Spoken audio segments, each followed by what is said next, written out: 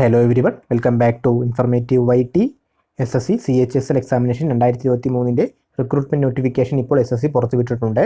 അപ്പോൾ ഈ recruitment notification പ്രകാരം എങ്ങനെ ഈ SSC CHSL എക്സാമിനേഷൻ 2023ലേക്ക് മൊബൈൽ ഫോൺ വഴി അപ്ലൈ ചെയ്യാമെന്നാണ് നമ്മൾ ഇന്ന് ഈ വീഡിയോയിലൂടെ നോക്കുന്നത്. അപ്പോൾ നമുക്ക് നേരെ വീഡിയോയിലോട്ട് പോകാം. ആദ്യം നിങ്ങളുടെ ഫോണിൽ ഗൂഗിൾ ക്രോം ഓപ്പൺ ചെയ്ത് അതിൽ ssc.nic.in എന്ന് സെർച്ച് ചെയ്യുക. അപ്പോൾ SSCയുടെ ഒഫീഷ്യൽ വെബ്സൈറ്റ് ഇതുപോലെ ഓപ്പണായി വരുന്നതായിരിക്കും. ഇവിടെ നിന്നും താഴോട്ട് വരുമ്പോൾ റൈറ്റ് സൈഡായി ലോഗിൻ എന്നൊരു ഓപ്ഷൻ കാണാൻ കഴിയും. അവിടെ യൂസർ നെയിമും പാസ്വേഡും ടൈപ്പ് ചെയ്യുന്നതിനുള്ള രണ്ട് ബോക്സസ് ഉണ്ട്. അവിടെ നിങ്ങളുടെ യൂസർ നെയിമും പാസ്വേഡും ടൈപ്പ് ചെയ്യുക. അതുപോലെ താഴെയുള്ള ക്യാപ്ച കോഡും അതിന് റൈറ്റ് സൈഡിലുള്ള ബോക്സിലായി അതേപോലെ തന്നെ ടൈപ്പ് ചെയ്ത് കൊടുക്കുക. ഇനി നിങ്ങൾ ആദ്യമായിട്ടാണ് SSCയിലോട്ട് വരുന്നത് എങ്കിൽ നിങ്ങൾക്ക് ഈ യൂസർ നെയിമും പാസ്വേഡും ഉണ്ടായിരിക്കുകയില്ല. SSCയിൽ വൺ ടൈം രജിസ്ട്രേഷൻ കംപ്ലീറ്റ് ചെയ്തവർക്ക് മാത്രമാണ് ഒരു യൂസർ നെയിമും പാസ്വേഡും ലഭിക്കുക. അതിനായി താഴെയുള്ള ന്യൂ യൂസർ രജിസ്റ്റർ നൗ എന്ന ഐക്കണിൽ ക്ലിക്ക് ചെയ്തുകൊണ്ട് നിങ്ങൾക്ക് നിങ്ങളുടെ വൺ ടൈം രജിസ്ട്രേഷൻ കംപ്ലീറ്റ് ചെയ്യുകയും അതുപോലെ ഒരു യൂസർ നെയിമും പാസ്വേഡും ഉണ്ടാക്കിയെടുക്കാനും കഴിയും. അപ്പോൾ വൺ ടൈം രജിസ്ട്രേഷൻ എങ്ങനെ കംപ്ലീറ്റ് ചെയ്യാം എന്നതിനെ പറ്റിയുള്ള ഒരു ട്യൂട്ടോറിയൽ വീഡിയോ നമ്മുടെ ചാനലിൽ മുന്നേ ചെയ്തിട്ടുണ്ട്. ആ വീഡിയോയുടെ ലിങ്ക് താഴെ ഡിസ്ക്രിപ്ഷൻ ബോക്സിൽ കൊടുക്കാം. ആദ്യമായിട്ട് SSCയിലോട്ട് വരുന്നവർ ആ വീഡിയോ കണ്ട് നിങ്ങളുടെ വൺ ടൈം രജിസ്ട്രേഷൻ കംപ്ലീറ്റ് ചെയ്യുക. അപ്പോൾ കിട്ടുന്ന യൂസർ നെയിമും പാസ്വേഡും ഇവിടെ ടൈപ്പ് ചെയ്യുക. അതിനുശേഷം താഴെ കാണുന്ന ക്യാപ്ച കോഡും ടൈപ്പ് ചെയ്തതിനു ശേഷം താഴെയുള്ള ലോഗിൻ എന്ന ഐക്കണിൽ ക്ലിക്ക് ചെയ്യുക. അപ്പോൾ നമ്മളുടെ പ്രൊഫൈൽ ഇതുപോലെ ഓപ്പണായി വരുന്നതായിരിക്കും. അതിനുശേഷം ഇവിടെ നിന്നും താഴോട്ട് വരുമ്പോൾ ആദ്യം തന്നെ combined higher secondary level examination 2023 എന്ന് കൊടുത്തിട്ടുണ്ടാകും. അതുപോലെ അതിന് താഴെയായി ആപ്ലിക്കേഷൻ സ്റ്റാർട്ട് ഡേറ്റ് കൊടുത്തിട്ടുണ്ട്. 9/5/2023 മുതൽ ഇതിലോട്ട് അപ്ലൈ ചെയ്യാൻ കഴിയുന്നതാണ്. അതുപോലെ ഇതിലോട്ട് അപ്ലൈ ചെയ്യാൻ കഴിയുന്ന അവസാന ഡേറ്റ് എന്ന് പറയുന്നത് 8/6/2023 നിങ്ങൾ ഇതിലോട്ട് അപ്ലൈ ചെയ്യാൻ ആഗ്രഹിക്കുന്നുണ്ടെങ്കിൽ തീർച്ചയായും ഇപ്പോൾ തന്നെ അപ്ലൈ ചെയ്ത് തുടങ്ങുക. കാരണം അവസാന നാളുകളിലേക്ക് നിൽക്കുമ്പോൾ സൈറ്റ് ബിസിയായി നിങ്ങൾക്ക് അപ്ലൈ ചെയ്യാൻ കഴിയാതെ വന്നേക്കാം. ഇനി ഇവിടുന്ന് കുറച്ച് താഴോട്ട് വരുമ്പോൾ ആ ബോക്സിൽ തന്നെ ഏറ്റവും ഫസ്റ്റായി അപ്ലൈ എന്നൊരു ഓപ്ഷൻ കാണാൻ കഴിയും. ആ അപ്ലൈ എന്നതിൽ ക്ലിക്ക് ചെയ്യുക. അപ്പോൾ ഇങ്ങനൊരു പുതിയ വിൻഡോ ഓപ്പണായി വരുന്നതായിരിക്കും. ഇവിടെയാണ് നമ്മളുടെ ആപ്ലിക്കേഷൻ ഡീറ്റെയിൽസ് എല്ലാം ഫിൽ ചെയ്യേണ്ടത്. ഇവിടെയുള്ള ആദ്യത്തെ ഓപ്ഷൻസ് എല്ലാം നമ്മൾ വൺ ടൈം രജിസ്ട്രേഷൻ കംപ്ലീറ്റ് ചെയ്യുമ്പോൾ തന്നെ കൊടുത്തതായതുകൊണ്ട് അതൊന്നും ഫിൽ ചെയ്യേണ്ട ആവശ്യം വരില്ല. നേരെ നിങ്ങൾ 15ാമത്തെ ഓപ്ഷനിലോട്ട് വരിക. ഇവിടെ പ്രിഫറൻസ് ഓഫ് എക്സാമിനേഷൻ സെൻറ്റേഴ്സ് എന്ന് ചോദിച്ചിട്ടുണ്ടാകും. നമ്മുടെ എക്സാമിനേഷൻ സെൻറ്റർ എവിടെ വേണമെന്നാണ് ചോദിക്കുന്നത്. നമുക്ക് 3 പ്രിഫറൻസ് കൊടുക്കാൻ കഴിയുന്നതാണ്. അപ്പോൾ അതിൽ ആദ്യം കാണുന്ന സെൻറ്റർ 1 എന്നതിൽ ക്ലിക്ക് ചെയ്തുകൊണ്ട് നമ്മളുടെ അടുത്തുള്ള എക്സാമിനേഷൻ സെൻറ്റർ ഏതാണോ അത് സെലക്ട് ചെയ്ത് കൊടുക്കുക. ഇവിടെ KKR എന്ന റീജിയനിലോട്ട് പോവുകയാണെങ്കിൽ നമ്മളുടെ കേരളത്തിലുള്ള സെൻറ്റേഴ്സ് എല്ലാം കാണാൻ കഴിയും. ഞാനിവിടെ തൃശ്ശൂർ സെലക്ട് ചെയ്യുന്നു. ഇതേപോലെ തന്നെ നിങ്ങളുടെ അടുത്തുള്ള സെൻറ്റേഴ്സ് ഏതാണോ അത് നിങ്ങൾ സെലക്ട് ചെയ്ത് കൊടുക്കുക. സെൻറ്റർ 2ഉം സെൻറ്റർ 3ഉം ഇതേപോലെ തന്നെ സെലക്ട് ചെയ്യുക. അതിനുശേഷം താഴെയായി medium for computer based examination എന്ന് ചോദിച്ചിട്ടുണ്ടാകും. ഈ വർഷം മുതൽ നമുക്ക് ഈ CHSL എക്സാമിനേഷൻ മലയാളത്തിലും എഴുതാൻ കഴിയുന്നതാണ്. അതുകൊണ്ട് നിങ്ങൾക്കിവിടെ നിങ്ങളുടെ എക്സാമിനേഷൻ ഏത് ലാംഗ്വേജിൽ വേണമെന്ന് സെലക്ട് ചെയ്ത് കൊടുക്കേണ്ടതുണ്ട്. അപ്പോൾ അവിടെ സെലക്ട് ചെയ്യുന്നതിൽ ക്ലിക്ക് ചെയ്തുകൊണ്ട് നിങ്ങൾക്ക് ആവശ്യമായ ലാംഗ്വേജ് ഏതാണോ അത് അവിടെ സെലക്ട് ചെയ്ത് കൊടുക്കുക. ഞാനിവിടെ മലയാളം സെലക്ട് ചെയ്യുന്നു. നമുക്ക് മലയാളം വേണമെന്നുണ്ടെങ്കിൽ നമ്മളിവിടെ മലയാളം ഉറപ്പായും സെലക്ട് ചെയ്യേണ്ടതുണ്ട്. അതിന് താഴെയായി നമ്മൾ സെലക്ട് ചെയ്ത് ഒന്നുകൂടി വെരിഫൈ ചെയ്യാൻ വേണ്ടി പറഞ്ഞിട്ടുണ്ടാകും. ഇതേപോലെ തന്നെ അവിടെ സെലക്ട് ചെയ്യുന്നതിൽ ക്ലിക്ക് ചെയ്തുകൊണ്ട് മലയാളം ഒന്നുകൂടി ക്ലിക്ക് ചെയ്തുകൊണ്ട് അത് വെരിഫൈ ചെയ്യുക. ലാംഗ്വേജ് സെലക്ട് ചെയ്ത് കഴിഞ്ഞാൽ താഴെ മീഡിയം ഫോർ ടൈപ്പിംഗ് ടെസ്റ്റ് എന്ന് ചോദിച്ചിട്ടുണ്ടാകും. ഇവിടെ ഇംഗ്ലീഷ്, ഹിന്ദി എന്നീ 2 ലാംഗ്വേജ് ഉണ്ടാവും. അവിടെ ഇംഗ്ലീഷ് സെലക്ട് ചെയ്ത് കൊടുക്കുക. ഈ CHSL എക്സാമിനേഷന് നമ്മുടെ കമ്പ്യൂട്ടർ ബേസ്ഡ് എക്സാമിനേഷന് പുറമെ ഒരു ടൈപ്പിംഗ് ടെസ്റ്റ് കൂടി ഉണ്ട്. അതിനു വേണ്ട ലാംഗ്വേജാണ് ഇവിടെ ചോദിക്കുന്നത്. അപ്പോൾ അവിടെ ഇംഗ്ലീഷ് സെലക്ട് ചെയ്ത് കൊടുക്കുക. ഇവിടെ ഒരു കാര്യം പ്രത്യേകം അറിഞ്ഞിരിക്കുക. ഈ CHSL എക്സാമിനേഷനിലോട്ട് അപ്ലൈ ചെയ്യാൻ നിങ്ങൾക്ക് പ്രത്യേകം ടൈപ്പിംഗ് സർട്ടിഫിക്കറ്റ് ഒന്നും വേണമെന്നില്ല. നിങ്ങൾക്ക് ജസ്റ്റ് ടൈപ്പിംഗ് അറിഞ്ഞാൽ മാത്രം മതിയാകും. അത് നിങ്ങൾ പ്രാക്ടീസ് ചെയ്ത് നിങ്ങളുടെ സ്പീഡ് ഇമ്പ്രൂവ് ചെയ്താൽ മാത്രം മതി. അപ്പോൾ ഈ മീഡിയം ഫോർ ടൈപ്പിംഗ് ടെസ്റ്റ് എന്നുള്ളത് ഒന്നും കൂടി സെലക്ട് ചെയ്തുകൊണ്ട് അത് വെരിഫൈ ചെയ്ത് കൊടുക്കുക. അതിനുശേഷം താഴെ 18ാമത്തെ ഓപ്ഷനായി നിങ്ങൾ +2 സയൻസ് സ്ട്രീമും അതിനുകൂടെ മാത്സ് ഒരു സബ്ജക്റ്റായി പഠിച്ചിട്ടുണ്ടോ എന്ന് ചോദിച്ചിട്ടുണ്ടാകും. നിങ്ങൾ സയൻസും മാത്സും പഠിച്ചിട്ടുണ്ട് എന്നുണ്ടെങ്കിൽ അവിടെ യെസ് കൊടുക്കുക, ഇല്ലെങ്കിൽ നോ കൊടുക്കുക. കാരണം ഈ CHSL റിക്രൂട്ട്മെന്റിൽ ചില പോസ്റ്റുകൾക്ക് മാത്രം സയൻസും അതുപോലെ മാത്സും ഒരു എക്സ്ട്രാ ക്വാളിഫിക്കേഷനായി പറയുന്നുണ്ട്. ഈ ക്വാളിഫിക്കേഷൻ ഉള്ളവർക്ക് മാത്രമായിരിക്കും ആ കുറച്ച് പോസ്റ്റുകൾക്ക് മാത്രം അപ്ലൈ ചെയ്യാൻ കഴിയുക. അതുകൊണ്ട് നിങ്ങൾ അതിനനുസരിച്ച് അവിടെ യെസ് കൊടുക്കുക. ഇനി നിങ്ങൾ സയൻസോ മാത്സും പഠിച്ചിട്ടില്ല എങ്കിൽ നോ കൊടുക്കുക. ഇവിടെ ഏതൊക്കെ പോസ്റ്റിനാണ് ഈ പ്രത്യേക ക്വാളിഫിക്കേഷൻ പറയുന്നത് എന്ന് നമ്മുടെ ഒഫീഷ്യൽ നോട്ടിഫിക്കേഷനിൽ വ്യക്തമായി കൊടുത്തിട്ടുണ്ട്. ആ നോട്ടിഫിക്കേഷൻ ഡൗൺലോഡ് ചെയ്യാനുള്ള ലിങ്ക് താഴെ ഡിസ്ക്രിപ്ഷൻ ബോക്സിൽ കൊടുക്കാം. നിങ്ങളത് ഡൗൺലോഡ് ചെയ്ത് വൃത്തിയായി എല്ലാ ഡീറ്റെയിൽസും വായിക്കാൻ ശ്രമിക്കുക. അപ്പോൾ ഇനി 19ാമത്തെ ഓപ്ഷനായി നിങ്ങൾ എക്സ് സർവീസ്മാൻ ആണോ അല്ലയോ എന്ന് ചോദിച്ചിട്ടുണ്ട്. എക്സ് സർവീസ്മാൻ ആണ് എന്നുണ്ടെങ്കിൽ എസ് കൊടുക്കുക, അല്ലെങ്കിൽ നോ കൊടുക്കുക. നോ കൊടുത്തു കഴിഞ്ഞാൽ താഴെയുള്ള ഡീറ്റെയിൽസ് ഒന്നും ഫിൽ ചെയ്യേണ്ട ആവശ്യമില്ല. അവിടെ നിന്നും താഴോട്ട് വരുമ്പോൾ നിങ്ങൾക്ക് എന്തെങ്കിലും ഫിസിക്കൽ ലിമിറ്റേഷൻസ് ഉണ്ടോ എന്ന് ചോദിച്ചിട്ടുണ്ടാകും. അപ്പോൾ അങ്ങനെ എന്തെങ്കിലും ഉണ്ടെങ്കിൽ എസ് കൊടുക്കുക, ഇല്ലെങ്കിൽ നോ കൊടുക്കുക. എസ് ആണ് കൊടുക്കുന്നതെങ്കിൽ നിങ്ങളുടെ സ്ക്രൈബ് തുടങ്ങിയ ഡീറ്റെയിൽസ് എല്ലാം അവിടെ ഫിൽ ചെയ്യേണ്ടതായിട്ടുണ്ട്. ഇല്ല എങ്കിൽ ബാക്കിയുള്ള ഡീറ്റെയിൽസ് ഒന്നും ഫിൽ ചെയ്യേണ്ടതില്ല. അവിടെ നിന്നും വീണ്ടും താഴോട്ട് വരുമ്പോൾ വെദർ സീക്കിംഗ് ഏജ് റിലാക്സേഷൻ എന്ന് ചോദിച്ചിട്ടുണ്ടാകും. നിങ്ങൾക്ക് ഏജ് റിലാക്സേഷൻ വേണോ എന്നാണ്. ഏജ് റിലാക്സേഷൻ വേണമെന്നുണ്ടെങ്കിൽ എസ് കൊടുക്കുക, ഇല്ലെങ്കിൽ നോ കൊടുക്കുക. ഇവിടെ ഏജ് ലിമിറ്റായി പറയുന്നത് 27 വയസ്സ് വരെയാണ്. 27 വയസ്സിന് മുകളിലുള്ളവർക്ക് എന്തായാലും ഏജ് റിലാക്സേഷൻ വേണ്ടിവരും. OBC കാർക്കാണെങ്കിൽ 3 വർഷവും SC ST കാൻഡിഡേറ്റ്സിന് 5 വർഷവുമാണ് അപ്പർ ഏജ് റിലാക്സേഷൻ വരുന്നത്.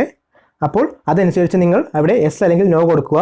നിങ്ങൾക്ക് ഏജ് റിലാക്സേഷൻ വേണം, അതുകൊണ്ട് എസ് ആണ് കൊടുക്കുന്നതെങ്കിൽ അതിന് താഴെയുള്ള ഏജ് റിലാക്സേഷൻ കോഡും ഫിൽ ചെയ്ത് കൊടുക്കുക. ഇനി അതിന് താഴെയായി ഹയസ്റ്റ് എഡ്യൂക്കേഷണൽ ക്വാളിഫിക്കേഷൻ എന്ന് ചോദിച്ചിട്ടുണ്ടാകും. നിങ്ങളുടെ നിലവിലുള്ള ഹയസ്റ്റ് എഡ്യൂക്കേഷണൽ ക്വാളിഫിക്കേഷൻ എന്താണോ അതാണ് അവിടെ കൊടുക്കേണ്ടത്. ഇപ്പോൾ ഡിഗ്രി ആണെങ്കിൽ ഡിഗ്രി കൊടുക്കാം, അല്ല PG ആണെങ്കിൽ PG കൊടുക്കാം. നിങ്ങളുടെ ഹയസ്റ്റ് എഡ്യൂക്കേഷണൽ ക്വാളിഫിക്കേഷൻ എന്താണോ അത് അവിടെ സെലക്ട് ചെയ്ത് കൊടുക്കുക. അതിനുശേഷം താഴെയായി details of qualifying educational qualification എന്ന് ചോദിച്ചിട്ടുണ്ടാകും. ഇവിടെ +2 ആണ് നമ്മൾ കൊടുക്കേണ്ടത്. കാരണം ഈ എക്സാമിനേഷൻ അപ്ലൈ ചെയ്യാൻ ബേസിക് ആയിട്ടുള്ള വേണ്ട ക്വാളിഫിക്കേഷൻ എന്ന് പറയുന്നത് +2 ആണ്. അപ്പോൾ നിങ്ങളുടെ 12th സ്റ്റാൻഡേർഡ് എന്ന് സെലക്ട് ചെയ്ത് കൊടുക്കുക. നിങ്ങൾക്ക് ഇക്വലന്റ് ആണ് ഉള്ളതെങ്കിൽ അതിന് താഴെയുള്ള ഇക്വലന്റ് ടു 12th സ്റ്റാൻഡേർഡ് എന്നതും സെലക്ട് ചെയ്ത് കൊടുക്കാവുന്നതാണ്. അതിന് താഴെയായി നമ്മളുടെ +2വിന്റെ ഡീറ്റെയിൽസ് ചോദിച്ചിട്ടുണ്ടാകും. അതായത് നമ്മളുടെ +2 പാസ്സായത് എന്ന്, അതുപോലെ അതിന്റെ റോൾ നമ്പർ, പേഴ്സൻറ്റേജ് തുടങ്ങിയ ഡീറ്റെയിൽസ് എല്ലാം ഇവിടെ കൊടുക്കേണ്ടത് ശ്രദ്ധിക്കുക. +2വിന്റെ ഡീറ്റെയിൽസ് ആണ്. ആദ്യം നമ്മുടെ സ്റ്റാറ്റസ് ചോദിച്ചിട്ടുണ്ടാകും. അവിടെ പാസ്വേഡ് അപ്പിയറിംഗ് എന്ന് കൊടുത്തിട്ടുണ്ട്. നിങ്ങൾ പാസ്സായി കഴിഞ്ഞുവെങ്കിൽ പാസ്വേഡ് കൊടുക്കുക. ഇനി ലാസ്റ്റ് ഇയർ ആണെങ്കിൽ അവിടെ അപ്പിയറിംഗ് എന്നതും കൊടുക്കാവുന്നതാണ്. അതിനുശേഷം ഇയർ ഓഫ് പാസിംഗ് ചോദിച്ചിട്ടുണ്ടാകും. നിങ്ങൾ +2 എന്നാണ് കംപ്ലീറ്റ് ആയത് ആ ഇയർ അവിടെ സെലക്ട് ചെയ്ത് കൊടുക്കുക. അതിനുശേഷം state or UT of board അല്ലെങ്കിൽ യൂണിവേഴ്സിറ്റി എന്ന് ചോദിച്ചിട്ടുണ്ടാകും. നമ്മൾ +2 പാസ്സായത് ഏത് സ്റ്റേറ്റിലാണോ ആ സ്റ്റേറ്റ് അവിടെ സെലക്ട് ചെയ്ത് കൊടുക്കുക. നമ്മളിവിടെ കേരള സെലക്ട് ചെയ്ത് കൊടുക്കുന്നു. അതിനുശേഷം നെയിം ഓഫ് ബോർഡ് ചോദിച്ചിട്ടുണ്ടാകും. അവിടെ നിങ്ങളുടെ ബോർഡ് സെലക്ട് ചെയ്ത് കൊടുക്കുക. ഇവിടെ Kerala board of public examination, അതുപോലെ വൊക്കേഷണൽ ഹയർ സെക്കൻഡറി, അതുപോലെ Kerala board of higher secondary എന്നിവയെല്ലാം കൊടുത്തിട്ടുണ്ട്. നിങ്ങളുടെ ബോർഡ് ഏതാണോ അത് നിങ്ങളുടെ സർട്ടിഫിക്കറ്റിൽ കൊടുത്തിട്ടുണ്ടാകും. അതനുസരിച്ച് നിങ്ങളിവിടെ ബോർഡ് സെലക്ട് ചെയ്ത് കൊടുക്കുക. അതിനുശേഷം ചോദിച്ചിരിക്കുന്നത് റോൾ നമ്പർ ആണ്. നിങ്ങളുടെ സർട്ടിഫിക്കറ്റിലുള്ള റോൾ നമ്പർ അല്ലെങ്കിൽ രജിസ്ട്രേഷൻ നമ്പർ അതവിടെ ടൈപ്പ് ചെയ്ത് കൊടുക്കുക. പിന്നെ നിങ്ങളുടെ പേഴ്സൻറ്റേജ് ചോദിച്ചിട്ടുണ്ടാകും. നിങ്ങൾക്ക് എത്ര പേഴ്സൻറ്റേജ് ലഭിച്ചു +2ന് എന്നുള്ളത് അവിടെ കൃത്യമായി ടൈപ്പ് ചെയ്ത് കൊടുക്കുക. അതിനുശേഷം 24ാമത്തെ ഓപ്ഷനായി എസ് അല്ലെങ്കിൽ നോ എന്ന് കൊടുത്തിട്ടുണ്ട്. നിങ്ങൾക്ക് ഏത് വേണമെങ്കിലും കൊടുക്കാം, അത് ഏത് കൊടുത്താലും കുഴപ്പമില്ല. ഞാനിവിടെ നോ കൊടുക്കുന്നു. അതിനുശേഷം താഴോട്ട് വരുമ്പോൾ ഫോട്ടോ ആൻഡ് സിഗ്നേച്ചർ അപ്ലോഡ് ചെയ്യുന്നുള്ള ഒരു ഓപ്ഷനാണ്. നമ്മുടെ ആപ്ലിക്കേഷനിൽ ഏറ്റവും ശ്രദ്ധയോടെ ചെയ്യേണ്ട ഒരു പാർട്ടാണ് ഈ ഫോട്ടോ ആൻഡ് സിഗ്നേച്ചർ. കാരണം ഫോട്ടോ കറക്റ്റായി അപ്ലോഡ് ചെയ്തില്ല വെച്ച് കഴിഞ്ഞാൽ തീർച്ചയായും നിങ്ങളുടെ ആപ്ലിക്കേഷൻ റിജക്റ്റ് ആവാനുള്ള സാധ്യത വളരെ കൂടുതലാണ്. അപ്പോൾ ശ്രദ്ധിക്കുക, നിങ്ങൾ കണ്ണട ധരിച്ചോ അല്ലെങ്കിൽ ക്യാപ്പ് ധരിച്ചോ നിങ്ങളുടെ ഫോട്ടോ അപ്ലോഡ് ചെയ്യരുത്. കൃത്യമായി ഒരു പാസ്പോർട്ട് സൈസ് ഫോട്ടോ തന്നെ അപ്ലോഡ് ചെയ്യുക. അതുപോലെ അപ്ലോഡ് ചെയ്യുമ്പോൾ ശ്രദ്ധിക്കേണ്ട മറ്റൊരു കാര്യം, ഇതിൻ്റെ ഫയൽ സൈസ് 20 GB-ക്കും 50 GB-ക്കും ഉള്ളിലായിരിക്കണം. ഇത് JPG അല്ലെങ്കിൽ JPG ഫോർമാറ്റ് ആവാം. അതുപോലെ ഇമേജ് സൈസ് വന്നിട്ട് 3.5 സെൻറ്റിമീറ്റർ വിത്തും അതുപോലെ 4.5 സെൻറ്റിമീറ്റർ ഹൈറ്റുമാണ് ഉണ്ടായിരിക്കേണ്ടത്. ഇനി സിഗ്നേച്ചറിൻ്റെ കാര്യം നോക്കുകയാണെങ്കിൽ ഒരു വൈറ്റ് പേപ്പറിലായിരിക്കണം നിങ്ങൾ സിഗ്നേച്ചർ ഇടേണ്ടത്. അതുപോലെ സിഗ്നേച്ചറിൻ്റെ ഫയൽ സൈസ് 10 GB-ക്കും 20 GB-ക്കും ഉള്ളിലായിരിക്കണം. ഇതും JPG അല്ലെങ്കിൽ JPG ഫോർമാറ്റിലാണ് ഉണ്ടാകേണ്ടത്. അതുപോലെ ഇമേജ് സൈസ് വന്നിട്ട് 4 സെൻറ്റിമീറ്റർ വിത്തും 2 സെൻറ്റിമീറ്റർ ഹൈറ്റുമാണ് ഉണ്ടായിരിക്കേണ്ടത്. അപ്പോൾ നിങ്ങൾ ഈ പറയുന്ന സൈസിലേക്ക് നിങ്ങളുടെ ഫോട്ടോഗ്രാഫും സിഗ്നേച്ചറും കറക്റ്റായി മാറ്റിയതിന് ശേഷം നിങ്ങൾ അപ്ലോഡ് ചെയ്യുക. നിങ്ങളുടെ അടുത്തുള്ള ഇൻ്റർനെറ്റ് കഫേയിൽ പോവുകയാണെങ്കിൽ അവർ കറക്റ്റായി ഈ സൈസിലാക്കി തന്നെ നിങ്ങളുടെ മെയിലിലേക്ക് അയച്ചു വരുന്നതായിരിക്കും. പിന്നീട് ഇതുപോലെ വരുന്ന എല്ലാ എക്സാമിനേഷനും നിങ്ങൾക്ക് അത് തന്നെ ഉപയോഗിക്കാൻ കഴിയുന്നതാണ്. അപ്പോൾ ഫോട്ടോ അപ്ലോഡ് ചെയ്യുന്നതിനായി ആദ്യം കാണുന്ന ചൂസ് ഫയൽ എന്നതിൽ ക്ലിക്ക് ചെയ്തുകൊണ്ട് നിങ്ങൾ നേരത്തെ സേവ് ചെയ്ത് വെച്ചാൽ നിങ്ങളുടെ ഫോട്ടോ നിങ്ങളുടെ ഫയൽസിൽ നിന്നും സെലക്ട് ചെയ്ത് കൊടുക്കുക. ഇതേപോലെ തന്നെ നിങ്ങളുടെ സിഗ്നേച്ചറും സെലക്ട് ചെയ്ത് കൊടുക്കുക. ഫോട്ടോയും സിഗ്നേച്ചറും അപ്ലോഡ് ചെയ്ത് കഴിഞ്ഞാൽ അതിൻ്റെ ഒരു പ്രിവ്യൂ താഴെ കാണാൻ കഴിയുന്നതായിരിക്കും. അതിനുശേഷം 28ാമത്തെ ഓപ്ഷനായ ഈ ഫോട്ടോ 9 ഫെബ്രുവരി 2023 ശേഷം എടുത്തിട്ടുള്ളതാണോ എന്ന് ചോദിച്ചിട്ടുണ്ടാകും. അതവിടെ എസ് കൊടുക്കുക. അതിനുശേഷം താഴോട്ട് വരുമ്പോൾ കുറച്ച് ഡിക്ലറേഷൻസ് കൊടുത്തിട്ടുണ്ടാകും. അതിന് താഴെയായി തന്നെ ഐ എഗ്രി എന്ന് പറഞ്ഞുകൊണ്ട് ഒരു ഡിക്ലറേഷൻ ബോക്സ് ഉണ്ട്. അത് ടിക്ക് മാർക്ക് ചെയ്ത് കൊടുക്കുക. ശേഷം അതിന് താഴെയുള്ള ക്യാപ്ച കോഡ് അതിന് തൊട്ടു താഴെയുള്ള ബോക്സിൽ കൃത്യമായി ടൈപ്പ് ചെയ്ത് കൊടുക്കുക. ഇത്രയും കൊടുത്തു കഴിഞ്ഞാൽ താഴെ പ്രിവ്യൂ എന്നൊരു ഐക്കൺ കാണാൻ കഴിയും. ആ പ്രിവ്യൂ എന്ന ഐക്കണിൽ ക്ലിക്ക് ചെയ്യുക. അപ്പോൾ ഇങ്ങനൊരു വിൻഡോയിലോട്ട് വരുന്നതായിരിക്കും. ഇവിടെ നമ്മൾ നേരത്തെ കൊടുത്ത നമ്മുടെ ഡീറ്റെയിൽസ് ആണ് വന്നിട്ടുള്ളത്. ഈ ഡീറ്റെയിൽസ് എല്ലാം കറക്റ്റ് ആണോ എന്ന് നിങ്ങളൊന്ന് ചെക്ക് ചെയ്യുക. അതിനുശേഷം ഏറ്റവും താഴോട്ട് വരിക. അവിടെ എഡിറ്റ്, മോഡിഫൈ അതുപോലെ സബ്മിറ്റ് എന്നീ 2 ഐക്കണുകൾ കാണാൻ കഴിയും. നിങ്ങളുടെ ആപ്ലിക്കേഷനിൽ എന്തെങ്കിലും മിസ്റ്റേക്സ് ഉണ്ട് എങ്കിൽ നിങ്ങൾക്കത് ഇപ്പോൾ തന്നെ എഡിറ്റ് അല്ലെങ്കിൽ മോഡിഫൈ എന്നതിൽ ക്ലിക്ക് ചെയ്തുകൊണ്ട് തിരുത്താവുന്നതാണ്. അതിനുശേഷം ഇവിടെ വന്ന് സബ്മിറ്റ് എന്നതിൽ കൊടുത്താൽ മതിയാകും. ഇനി മിസ്റ്റേക്സ് ഒന്നും തന്നെ ഇല്ല എന്നുണ്ടെങ്കിൽ അവിടെ കാണുന്ന സബ്മിറ്റ് എന്ന ഐക്കണിൽ ക്ലിക്ക് ചെയ്യുക. അപ്പോൾ ഓക്കെ കൊടുക്കുന്നതിനായി ഇങ്ങനൊരു ഓപ്ഷൻ വരുന്നതായിരിക്കും. ഇവിടെ ഓക്കെ എന്നതിൽ ക്ലിക്ക് ചെയ്യുക. ഇത്രയും ചെയ്തു കഴിഞ്ഞാൽ നമ്മുടെ ആപ്ലിക്കേഷൻ കംപ്ലീറ്റ്ലി റിസീവ് ആയി കഴിഞ്ഞു. ഇനി പേയ്മെൻറ്റ് എന്നൊരു ഓപ്ഷൻ കൂടിയുണ്ട്. ഇവിടെ വുമൺ കാൻഡിഡേറ്റ്സിനും SC ST കാൻഡിഡേറ്റ്സിനും ഫീസ് ഇല്ല. അതുകൊണ്ട് തന്നെ നിങ്ങൾ ഇത്രയും ചെയ്തു കഴിഞ്ഞാൽ തന്നെ നിങ്ങളുടെ ആപ്ലിക്കേഷൻ കംപ്ലീറ്റ്ലി സക്സസ്ഫുൾ ആയി കഴിഞ്ഞു. നിങ്ങൾക്ക് അവിടെ കാണുന്ന പ്രിന്റ് എന്നതിൽ ക്ലിക്ക് ചെയ്തുകൊണ്ട് നിങ്ങളുടെ ആപ്ലിക്കേഷനെ പ്രിന്റ് ഔട്ട് എടുക്കാൻ കഴിയുന്നതാണ്.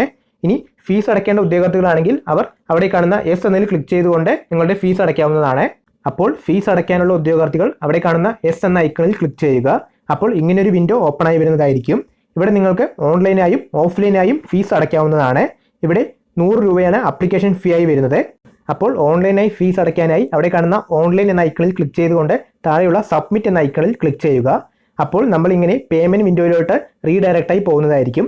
ഇവിടെ ഒരു കാര്യം ശ്രദ്ധിക്കുക, ഒരു കാരണവശാലും നിങ്ങൾ ഈ പേജ് റിഫ്രഷ് ചെയ്യാൻ പാടുള്ളതല്ല. അപ്പോൾ നിങ്ങൾക്ക് ഇവിടെ നെറ്റ് ബാങ്കിങ്, അതുപോലെ തന്നെ ഡെബിറ്റ് കാർഡ്, ക്രെഡിറ്റ് കാർഡ്, അതുപോലെ UPI തുടങ്ങിയവ ഉപയോഗിച്ച് നിങ്ങളുടെ പേയ്മെൻറ്റ് കംപ്ലീറ്റ് ചെയ്യാവുന്നതാണ്. നിങ്ങൾ നിങ്ങളുടെ പേയ്മെൻറ്റ് കംപ്ലീറ്റ് ചെയ്ത് കഴിഞ്ഞാൽ നേരെ നിങ്ങളുടെ പ്രൊഫൈലിലോട്ട് വരിക. അവിടെ പ്രിൻ്റ് എന്ന ഐക്കണിൽ ക്ലിക്ക് ചെയ്തുകൊണ്ട് നിങ്ങളുടെ ആപ്ലിക്കേഷൻ പ്രിൻ്റ് ഔട്ട് നിങ്ങളുടെ ഫോണിലേക്ക് ഡൗൺലോഡ് ചെയ്തെടുക്കാൻ കഴിയുന്നതാണ്. അതുപോലെ തന്നെ ആപ്ലിക്കേഷൻ സ്റ്റാറ്റസ് അറിയുന്നതിനായി അവിടെ കാണുന്ന ആപ്ലിക്കേഷൻ സ്റ്റാറ്റസ് എന്നതിൽ ക്ലിക്ക് ചെയ്താൽ മതിയാകും. ഇവിടെ ഒരു കാര്യം ശ്രദ്ധിക്കുക, നിങ്ങളുടെ ആപ്ലിക്കേഷൻ സ്റ്റാറ്റസിൽ നോക്കുമ്പോൾ നിങ്ങളുടെ പേയ്മെൻറ്റ് എന്നത് ചിലപ്പോൾ ഇൻകംപ്ലീറ്റ് എന്നായിരിക്കും കാണിച്ചിട്ടുണ്ടാവുക. കാരണം നിങ്ങൾ കംപ്ലീറ്റ് ചെയ്തു കഴിഞ്ഞിരുന്നാലും നിങ്ങളുടെ ആപ്ലിക്കേഷനിൽ അത് കാണിക്കാൻ ചിലപ്പോൾ 48 മണിക്കൂർ എടുക്കും. അപ്പോൾ 48 മണിക്കൂറിന് ശേഷം നിങ്ങൾ വീണ്ടും ചെക്ക് ചെയ്ത് നോക്കുകയാണെങ്കിൽ അവിടെ പേയ്മെൻറ്റ് എന്നതിൽ കംപ്ലീറ്റ് എന്ന് കാണിച്ചിട്ടുണ്ടാകും.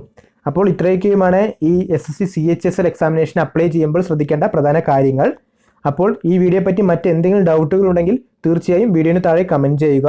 അതുപോലെ ഈ വീഡിയോ നിങ്ങൾക്ക് ഉപകാരപ്രദമായി എന്ന് തോന്നുന്നുണ്ടെങ്കിൽ വീഡിയോ ലൈക്ക് ചെയ്ത് നിങ്ങളുടെ ഫ്രണ്ട്സിലേക്കും ഷെയർ ചെയ്യുക. ഇതുപോലുള്ള ഇൻഫോർമേറ്റീവായ വീഡിയോകൾ ഇനിയും ലഭിക്കുന്നതിന് വേണ്ടി ഈ ചാനൽ സബ്സ്ക്രൈബ് ചെയ്യുക. താങ്ക്